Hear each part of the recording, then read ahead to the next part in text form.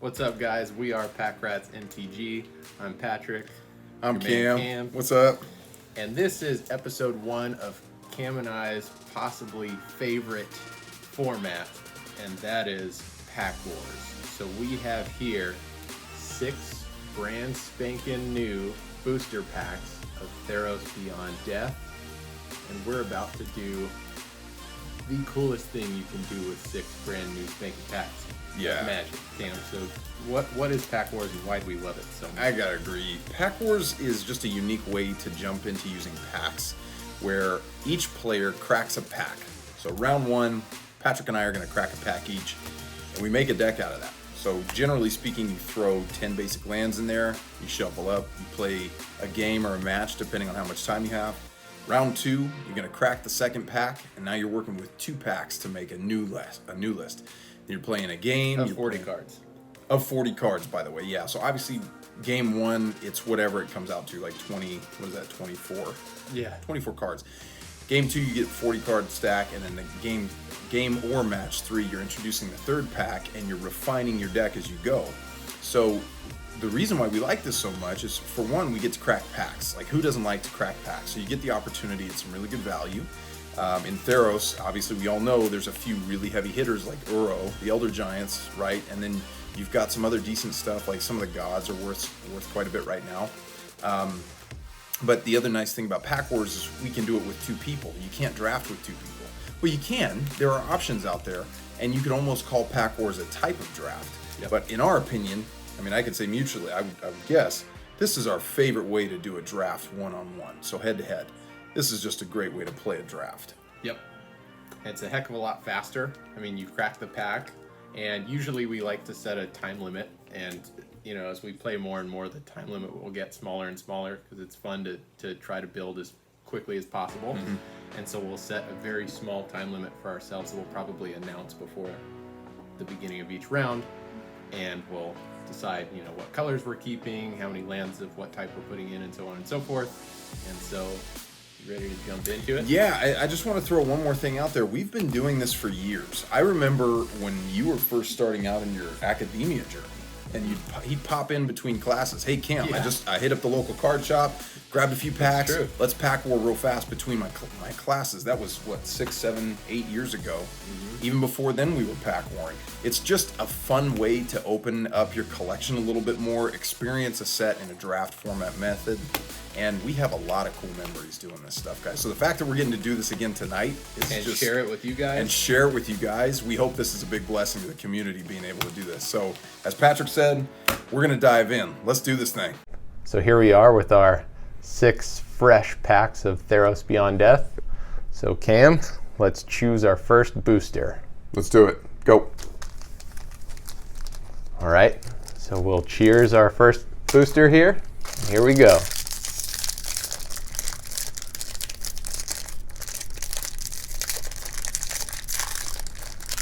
God, these ones are hard to rip, man. These fancy wrappers. One eternity later. Oh, sweet. I just pulled a what, $60 card card. on the first pack. Holy smokes. Dude. I definitely did not. I pulled Treacherous Blessing, but these Pokemon lands are dope. They're super dope. They're super dope. Have you guys seen the Pokemon lands? Look how beautiful that is. Gorgeous. Dude, you pulled an Uro the first pack. Yeah. That's incredible. Okay. All right, so we just cracked our first pack, and I could not be more excited. We got the biggest hit in the set. We got an Uro, Titan of Nature's Wrath. So obviously our strategy is going to be to run this guy out as quick as possible and just stomp Cam into the dust with our Titanness. A note on this is I am going to be playing proxy since this card is pretty valuable. We're going to proxy it with one of our jank rares from a previous Keep It or Cull It, and so this will stand in as Uro during our games. Real quick, I want to mention our strategy. We pulled a Triumph of Annex, which for the first 3 floor counters you put on it gives a creature trample, so that'll give our Uro the ability to trample right over any of Cam's chump blockers that he might have. And we also got a nice Omen of the Sun to give us some chump blockers in the early game, just in case we need to search for Uro a bit, as well as that nice sacrifice ability to scry 2 so that we can dig for Uro as much as possible. So that's what we're going for in game 1. All right, guys. So we're looking at game 1 strats here. Got pack 1 open. I got absolute garbage. My rare was Treacherous Blessing. But we're going to look at this as a blessing because it's decent for card advantage. Especially in game 1, drawing 3 is a pretty strong trait. So I'm going to be looking to take advantage of the 3 draw there. The good thing out of this pack was that I got a lot of good removal. Okay, so I've got Myers Grasp, I've got Farika's Libation, and I've got a couple of cards that kill enchantments, which in Theros, a lot of the creatures are also enchantments. So I'm going to be trying to play more of a control theme to it. The one thing that I don't have is a decent finisher right now. So I'm going to have to play the long game, try to trade well, and try to maintain control of his side of the board so that I can put constant pressure.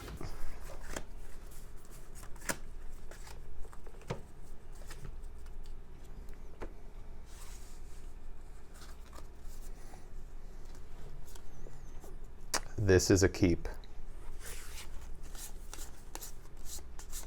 Yeah, this is a keep as well. All right. All right, let's do it, guys. I'll start with an island and pass. And we'll start with the same island. Pass it. I will play a forest and pass.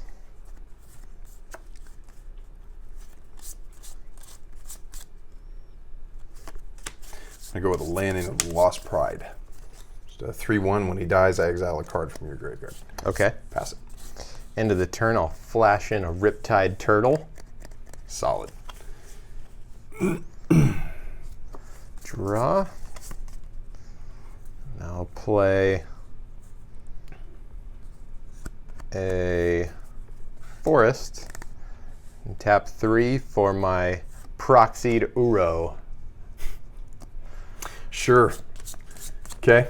So when he comes into play, I gain 3 life, go up to 23. I draw a card, and then I can put a land from my hand into play. So I'll put an island into play, and then he is sacrificed. And pass the turn.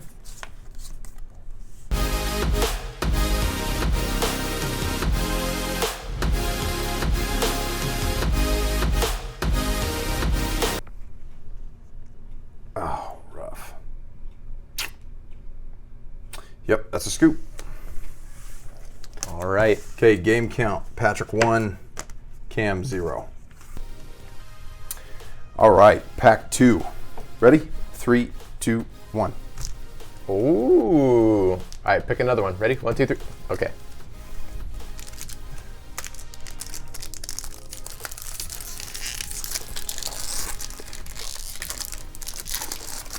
Yeah, these open a lot smoother. They do. I'm going to cut this off. All right, guys, so pack 2, we got another huge hit, a foiling Heliod. We're obviously not going to play with that, so that will be another proxy here with Story Circles. Now we have 2 proxied legendary creatures, so that's good for us. Last round we learned how to read and we'll not get our Uro exiled again. And this round we got some good pulls here in the second pack. The biggest pulls were hexproof. So we've got some hexproof here in the Starlit Mantle and the Mirror Shield that'll keep our big hitters like Heliod and Uro from getting removed. And we're kind of rocking a 4-color splash green for Uro aggro. So we're still counting on the Triumph of Annex to kind of close out the game with some big tramplers. We also, in the second pack, got a Thassa's Intervention, so we got a counterspell, as well as if we really want to keep digging for our Uro, we've got some nice searching there. I think that's about our most exciting pieces. We did get a non-conditional kill spell in Final Death, so we get to exile a creature at instant speed. So our game plan really hasn't changed. Let's go out here in round 2, speed out an Uro, and beat Cam into the ground. All right, guys. So game 1 was pretty rough. We saw that he pulled an Uro, but we've got a few things that we can work with to get around the Uro. Okay? So pack 2, what was the rare? Not super thrilling, but not terrible. We got an Eidolon of Obstruction. Okay? So for 2 mana, we get a 2/1 first strike. That's actually really nice in draft. Loyalty abilities of planeswalkers your opponents control cost 1 more to activate. Now, unless he got a crazy pack 2, I'm not anticipating that ability to matter, so he's pretty much a vanilla 2/1 first strike. But again, not useless. Now, the unfortunate thing is, in pack 2, we didn't get a bomb, so we're still running tight on board presence. But what we do have is we have a ton of draw, and we have a ton of removal. So we ended up running into Funeral Rites. We still have that Treacherous Blessing from our first pack. This is all draw. We got removal in Mire's Grasp. We got a Death Toucher in Mire Triton. We've got Farika's Libation, which is another kill spell. White gave us a little bit of board presence, thankfully, and then blue, we got Eidolon of Philosophy for late game draw. We got Minimized Prophecy still for that draw. Ichthyomorphosis? My goodness. Ichthyomorphosis. You done messed up, Aaron! Another virtually non-conditional removal spell. Still a counter, and here's the good thing, guys. We got a decent recurable fat. So this is a big thing that I'm counting on in my strategy. It's a 4-mana 4/4 Voracious Typhon, and he escapes for 7. And when he escapes with 3 +1/+1 counters on it. So my hope is that I can manage the board enough to where I can get him going, and even if I lose him, he's coming back even stronger. So let's see if we can put the hurt on Patrick with managing the board and bringing in a fatty. All right, game 2. Cut him up. I'm definitely going to be on the play. I got to get ahead of this Uro.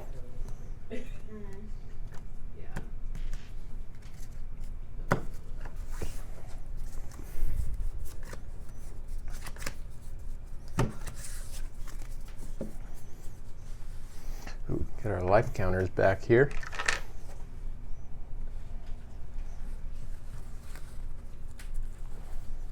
Okay. I'm definitely keeping this hand.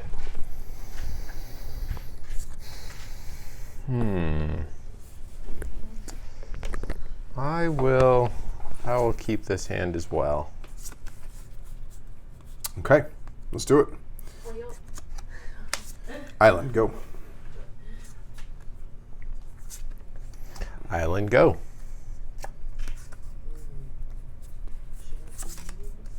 All right, let's get Eidolon of Obstruction out. Okay. Pass it. Forest and Mirror Shield. And pass the turn. Wow, okay.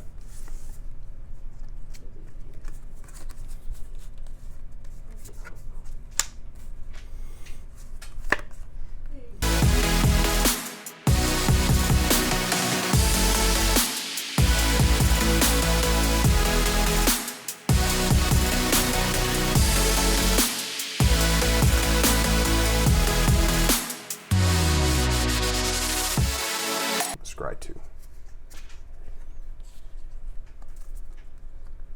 And I'm gonna keep one and ditch the other. Pass it. Right. Draw.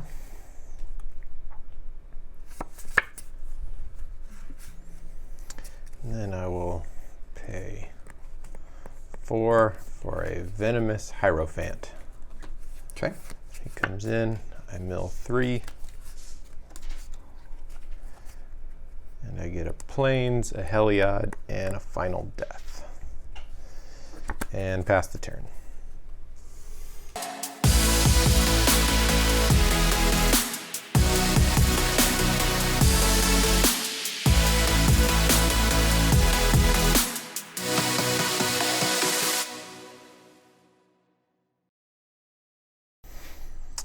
And I will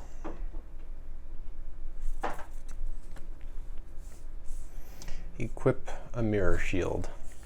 Sure. And then I'll pass the turn. He has hexproof. Yep. +0, +2, and hexproof. So you made a bonehead play game 1. I made a bonehead play game 2. We're even. Do you mean you're gonna not be able to cast that kill spell that you named? I got you back, sir. So ridiculous. I like this. You could kill your own guy.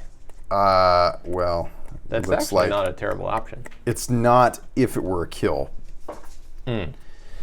Dreadful Apathy is a pacifism, I see. which, You could pacify your own guy. well, it's looking like I'm going to have to. So I'm going to go ahead and do that, actually. I'm going to cast Dreadful Apathy on my Elite Instructor, I like it. and I'm going to draw 2. What's the secondary ability? I can exile him. Nice. I don't remember if I dropped a land this turn. Did I? Yeah, I did. You dropped the second blue, right? I sure did. Well, Venomous Hierophant. Kiss it and go. End of the turn, I'll try to thirst for meaning. Yeah, that's good. So I draw 3.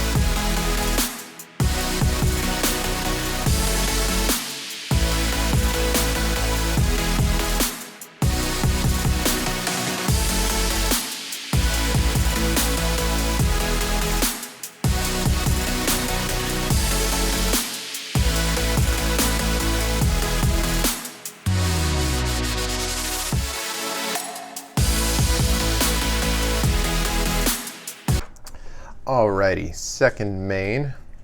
Let's go ahead and cast a Stampede Rider. Oh my goodness. And what? And we will go ahead and attach the Mirror Shield to the Hero of Games here. Guys, yet again, we're in a tight spot. And now I'll pass the turn. Well, Oh, was that your draw let's call it here? a quick draw. Yeah. Ladies and gentlemen. That's very slick. I don't draw normal. I draw extra special. Very slick. Guys, that is a Is that a seed. game? That's another game, man. My goodness. Give me a hell yeah. Patrick has it 2-0. Patrick's up 2-0. Is it because of my enormous skill, or is it because of the fact that I pulled two of the most powerful cards in this set right off the bat? I mean, obviously, that has nothing to do with it. Right, that's what I'm thinking. We're going to go with that, guys. We'll see you game 3. All right, guys, we're picking packs for game 3. I'm going to go ahead and be a gentleman and say, Patrick, you pick the pack. I'm not even going to fight for one. At this point, I've lost hope in my ability to pick a decent pack. All right. Okay.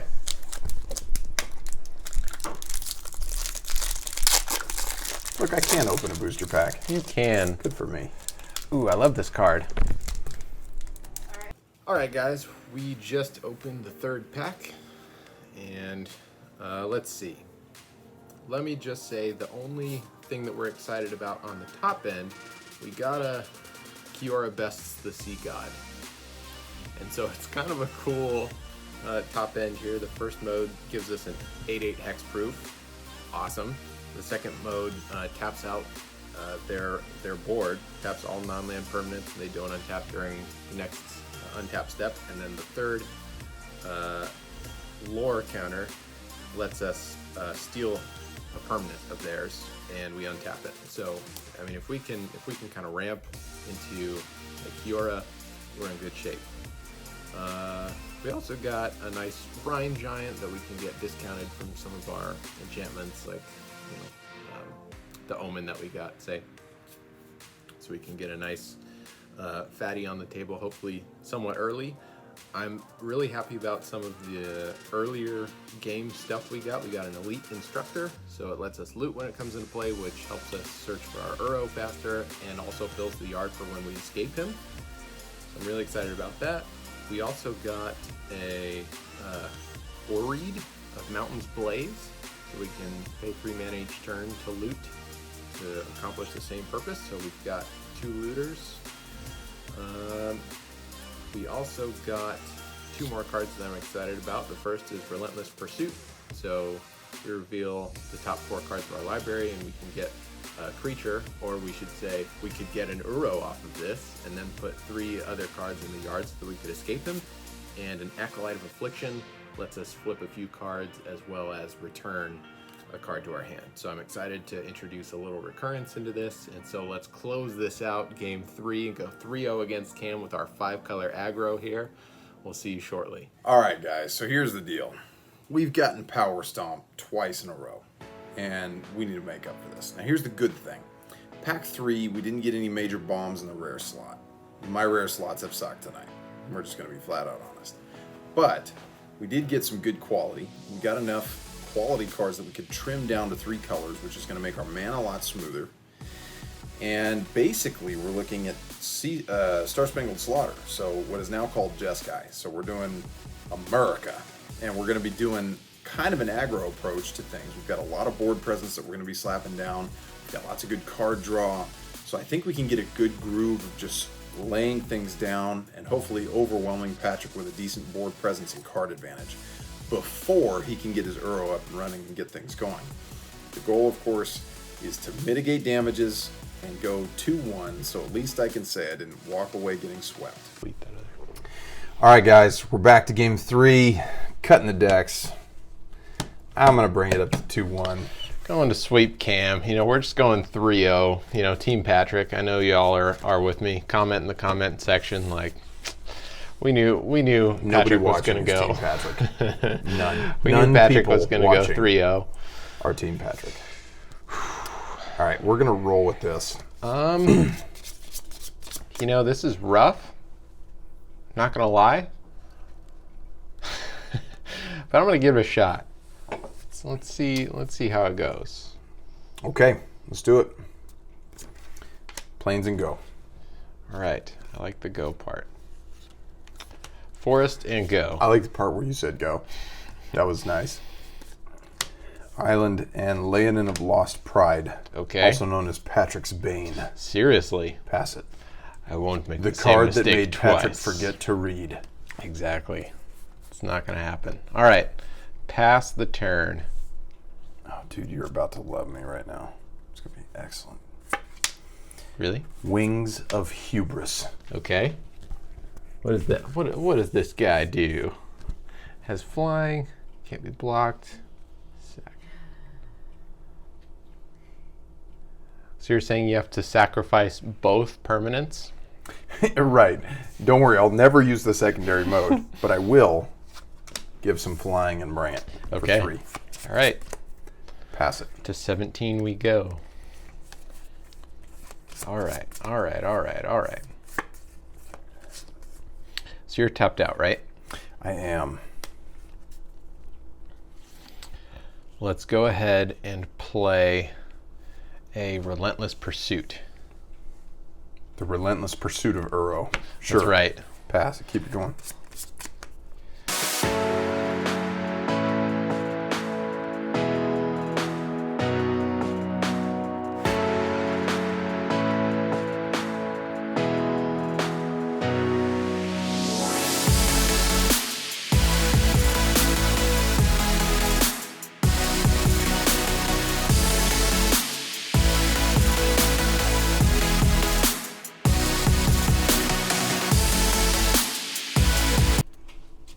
That wasn't it.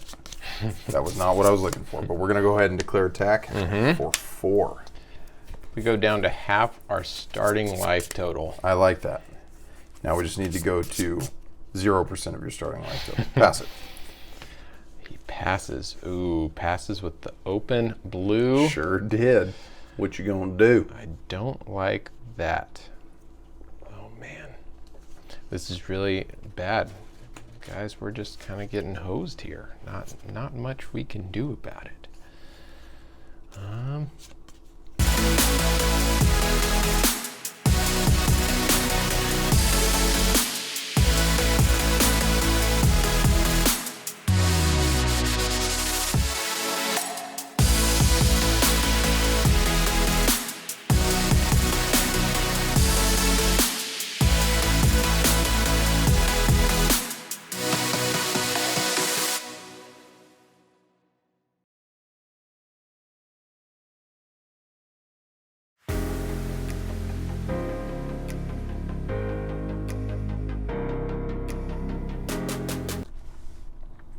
And I'm going to pass. Alrighty. Hey, Boo, what's your life total right now? My life total is 3. It's not a good life total. So just so I understand, if I swing with this again and it goes unblocked, that means you're dead? Is that what that means? I'd say so. Okay. I mean, I'm no professional, but I think that's basically what it means. Right now, we are going to play a Triumph of Annex. It goes to 1. And the Acolyte of Affliction will get +1/+0 until the end of the turn. And Sure. I'll go to attacks, and I'll bash for 3. Okay. I'll take 3. And I'll give it lifelink before damage Ooh. Ooh. with Heliod. Okay. All right. What can I do? All right. So he grows then as well, right? Tick to 6, and he gets a +1/+1 counter. Yes. Next time we pack war, I call the good rares. I want the good packs. Your turn. Okay.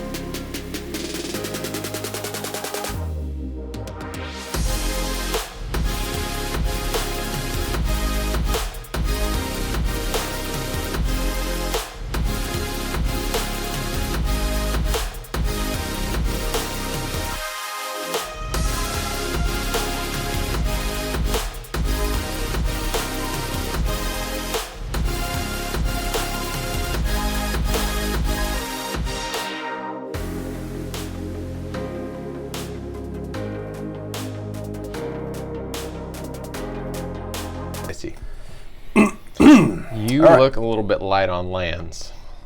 I'm just gonna say. Yeah, well, yeah. No, that's Are a you good, gonna uptick great your observation. your Yes, Saga here? I'm so sorry. Saga dies. And we're back to Saga-less board state. What can you do? But what's great is I have this yummy guy named Brine Giant, Yes. which I'm about.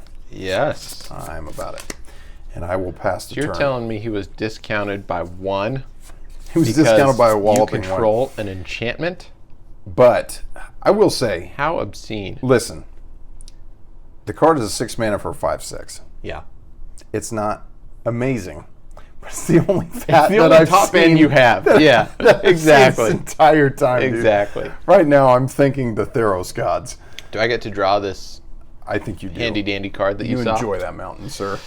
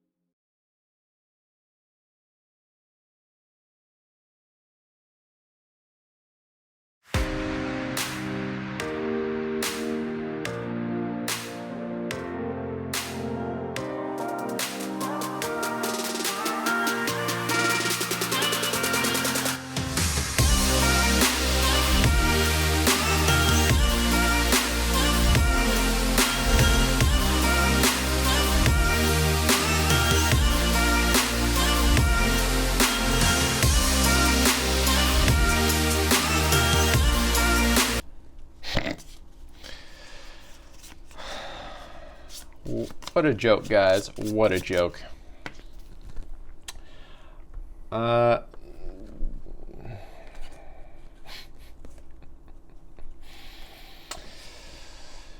it's funny. It's funny stuff. I guess lifelink can attack you for 3. Okay, we're going to 6, guys. Do you know what those are? No. What are you showing me? I'm showing you my hand of amazing cards that all have one thing in common. They require a blue mana, of which I have none. Have I gone through half my deck? Yes. Do I have mostly islands? Yes. Are you asking questions and answering them for yourself? Yes. That is a concession. You got it. 2-1. Ladies and gentlemen, that is what we call a comeback game. Wow. All right, guys, so round 3 obviously did not go our way. Had we had a single island, we probably would have went 3-0. We didn't. And that's when you have to evaluate. Sometimes it can be a good lesson to not be greedy in terms of your opening hand. You know, it's very tempting to get the opening hand and go, ooh, if I just get this one card, then everything will go smoothly. Learn to mulligan when you should mulligan. It's a good lesson that I think a lot of us are taught over and over in our Magic experience. But yeah, be okay with mulliganing. I mean, losing a card for the sake of being able to play your hand, it's a good trade. So it didn't go our way, but we had a ton of fun. In terms of value, we did amazingly, and it was a good time. Sorry we didn't get to play our Kiora saga there at the end, but next Pack Wars, let's try to avenge ourselves here and go 3-0. No more 2-1, right? Let's go 3-0 next time. We'll see you guys on the next Pack Wars, and looking forward to it. All right, guys. So game 3, we did exactly what we wanted to do. We came with some board presence. We had some card advantage. And even if Patrick had gotten all the islands and blue mana he needed, there's no way he would have gone 3-0. So what we did was we played out our game plan. Regardless of his mana state, we were able to execute, and we were able to come back from a 2-0 deficit. That feels good, all right? Now, next time, if I had to do it over again, I would pull $90 worth of rares and valuables. And of course, jokes aside, jokes aside, it was a fun time. It was a really fun time. We had a rough time on game 1 and 2, but game 3 was very smooth. We were able to put the pressure on that we were looking for.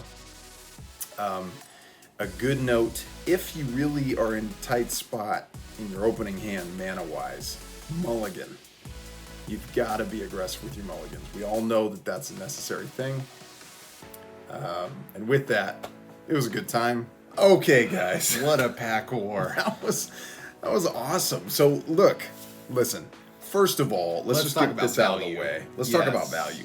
Foily Heliod, which right now I'm guessing Heliod. 25 to 35 bucks. Our buddy John, who's the white weenie player in the group, could you imagine? He's gonna He would nerd out love on this. John, this is for you. Yes. And then, of course, first pack, Patrick pulls the most expensive card, the pack most valuable Uro, card guys. in the set, Uro, Can you right off believe the it? bat.